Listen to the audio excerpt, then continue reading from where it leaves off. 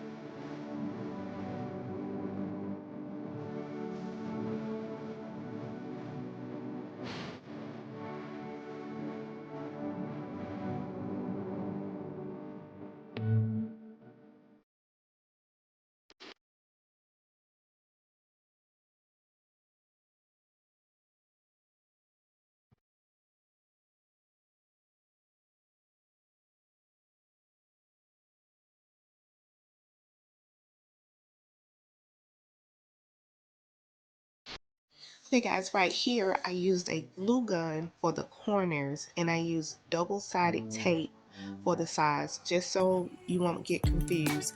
But I have seen people use staplers or whatever it is to secure that their trees do not fall out.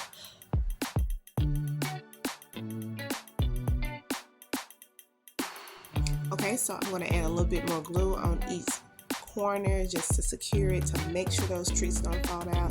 And we're finished, and I hope you guys enjoyed it, and if you did, please subscribe to my channel. Thank you guys, and you have a great day.